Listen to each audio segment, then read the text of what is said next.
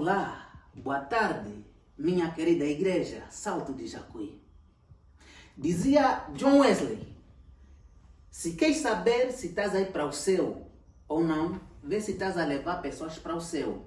Se estás a levar pessoas para o céu, significa que estás aí para o céu. Se não estás a levar ninguém para lá, significa que não estás aí para o céu. E dizia Ellen White, quando chegarmos no céu, todo remido, todo salvo, quando colocar o pé dele na cidade santa, encontrará lá alguém dizendo assim, que eu cheguei aqui por intermédio do seu trabalho. Quer dizer que se ninguém te indicar o dedo que chegou no céu porque você trabalhou para que ele lá estivesse, significa que você não estará no céu. Mas uma pergunta que eu quero fazer para si, quem é que você está levando para o céu? Você está trabalhando para que almas se salvem? Se não estás a trabalhar para a salvação de ninguém, quer dizer que você não estará no céu.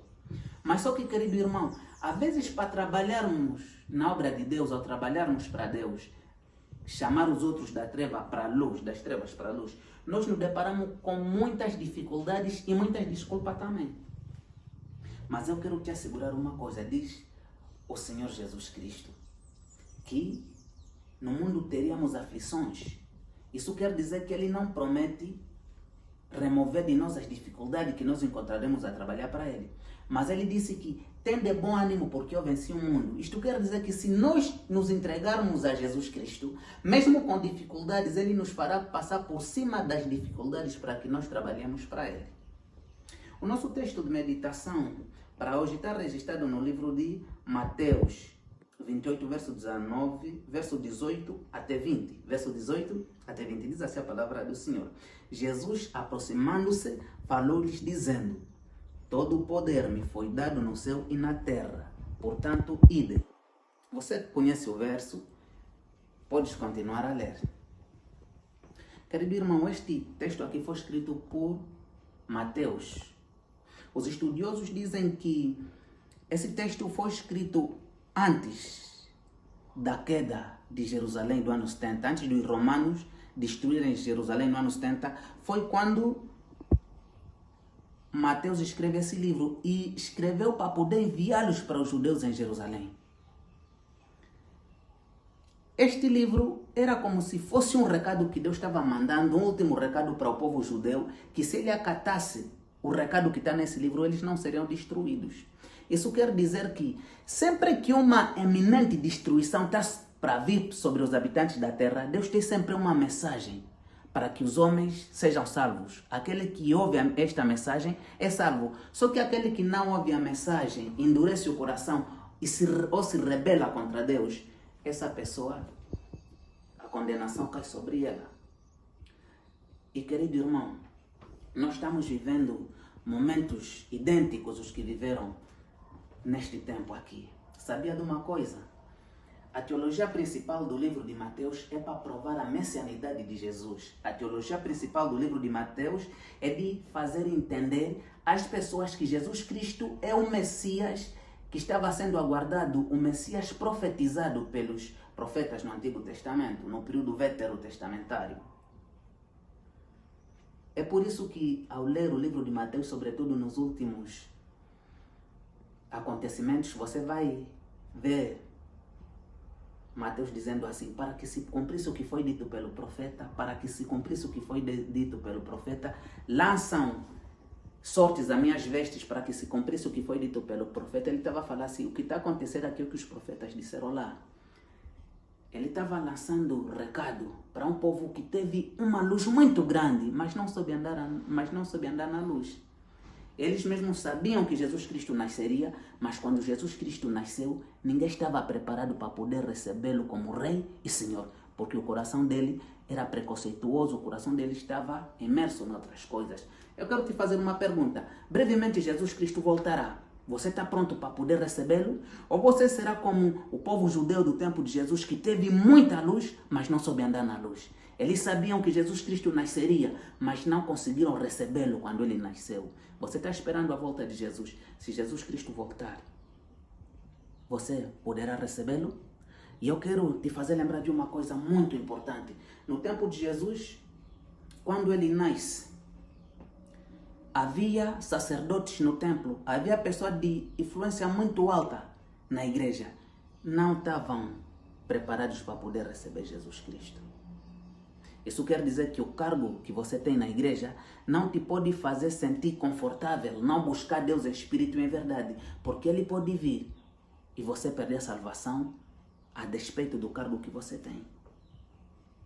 Também havia um grupo, quando Jesus nasceu, um grupo chamado de essênios, um grupo que se eximia, se excluía das atividades do templo, dizia que o templo está corrompido, a igreja caiu, eles não saudavam os outros, não adoravam com os outros, eles fugiam das reuniões santas que o templo tinha, porque eles diziam que indo lá é se contaminar. Eles viviam isolados. Só que quando Jesus Cristo nasceu, eles também não foram lá para poder adorar Jesus Cristo. Estás a perceber? Hoje também existem grupos que saem da igreja, eles só veem erros na igreja. Eles começam a apontar a igreja, os líderes da igreja, a direção da igreja, dizer que eles caem, estão a ensinar coisas falsas, enfim, muita coisa. Mas quero te dizer uma coisa. Estes aqui, quando Jesus Cristo voltar, eles também não estarão vendo Jesus Cristo, não estarão recebendo o reino em sua formosura. Sabe por quê? Porque eles olham demais para as pessoas e olham um pouco para Jesus. Eles não olham para Jesus. E presta atenção, quando Jesus Cristo nasceu, os únicos que foram adorados são os magos. Uns que nem eram judeus. Sabe por que os magos foram lá? Aqueles que eram os menos improváveis, os menos prováveis, os mais improváveis, porque eles viviam olhando para o céu. Eles, por olharem tanto no céu, eles notaram o movimento da estrela e foram guiados por ela. Você tem olhado também para o céu? Você vive olhando nos sinais dos tempos? Você vive olhando nas promessas de Jesus? Você vive olhando para Deus? Ou você está preocupado com os pecados do ancião, com os pecados do pastor, com as falhas que a direção da igreja comete? Só que, querido irmão, os magos, eles ao irem, passaram por Herodes. E eles deram testemunho a Herodes que Jesus Cristo havia nascido. Isso significa que eles, quando estavam a cada instante, eles meditavam na palavra do Senhor, eles olhavam para o céu e eles falavam sobre a verdade do nascimento de Jesus a todas as pessoas, sem medo algum, para reis, para nobres, para plebeus, para todas as pessoas, sem distinção de ninguém. Até Herodes eles transmitiram um recado. Só que, querido irmão, Jesus Cristo nasceu, foi rejeitado, ele aqui morre, ressuscita, se encontrou com os discípulos. Ele agora está dando a ordem aos discípulos, dizendo assim, que idem. Só que, querido irmão, ele antes de dizer que idem, o texto bíblico diz assim que Jesus primeiro se aproximou deles. Preste atenção. Antes de Jesus Cristo dizer que idem, Jesus Cristo primeiro se aproximou deles. Sabe o que isto significa? Que Jesus Cristo, sempre que quer mandar alguém, ele primeiro fica ao lado da pessoa, fica juntinho da pessoa. E esta pessoa se torna um canal para poder levar Jesus Cristo. Jesus Cristo vai alcançar outras pessoas por intermédio deste que está com ele. E presta atenção, Jesus Cristo nunca chamou ninguém sem primeiro se aproximar dele. Nunca mandou ninguém sem primeiro se aproximar dele. Este aproximar aqui, segundo a tradição rabínica, tem a conotação da presença transformadora de Jesus. Deus, antes de mandar Moisés, primeiro Moisés esteve próximo da sarça ardente. Deus primeiro se aproximou de Moisés por intermédio da sarça ardente. Depois envia Moisés para poder libertar o povo cativo no Egito. E aqui, Jesus Cristo, antes de mandar os discípulos libertar os que estão presos nas trevas do pecado, no cativeiro do pecado, primeiro se aproxima dele. Querido irmão, eu quero te dizer uma coisa, esta hora. Antes de você ir, primeiro tenha um contato pessoal com Jesus Cristo. Sabe por quê? Se você ir sem primeiro se encontrar com Jesus Cristo, você poderá mostrar os seus talentos, você poderá mostrar o seu dinheiro, você poderá mostrar o seu orgulho, você poderá mostrar o seu eu, poderás mostrar o seu pecado, não poderás mostrar o Senhor Jesus Cristo. Mas se você permitir que Ele te alcance, que Ele se aproxime de você, que Ele te transforme, você poderá revelar o mesmo Cristo em todo lugar onde você poderá passar. As pessoas não verão assim, não poderão olhar para você, mas poderão olhar Jesus Cristo em ti. Só que, querido irmão, Jesus Cristo disse assim que foi-me dado todo o poder no céu e na terra. Jesus, antes de dizer que idem, disse que foi-me dado todo o poder no céu e na terra. E, querido irmão, há duas palavras gregas que podem se traduzir para poder em português. A primeira é a palavra dunamis e a outra é a palavra oxousia. E o texto, e a palavra que aparece aqui no texto original é a palavra oxousia. Repita comigo, oxousia. Repita comigo, oxousia. Repita comigo, oxousia. Muito obrigado, estou ensinando grego para você. Oxousia. Oxousia, querido irmão, é um poder que sai da boca. É um poder que sai da boca através da fala. É por isso que algumas bíblias vai dizer autoridade. Sabe quando é que Deus exerceu o poder que sai da boca? O poder que vem da fala? Em Gênesis 1, quando ele cria. Ele falava, as coisas do nada vinham. Só que Deus cria, o pecado vem, destrói a criação de Deus. Jesus Cristo, por intermédio de sua morte, ele começa uma nova criação. Ele estava a recriar. Só que ao recriar, ele agora está a contar consigo. Ao sair, você poderá exercer a mesma autoridade, o mesmo poder que trouxe à existência todas as coisas. Deus está a convidar você. No princípio, eles trabalharam os três, Deus Pai, Deus Filho, Deus Espírito Santo. Agora aqui, na obra da recriação, você é o quarto ser. É por isso que é um privilégio muito grande te escolherem para você fazer parte da Santa Família de Deus e ser transmissor da palavra de Deus. Você é como se fosse a quarta pessoa a trabalhar com os três seres coeternos.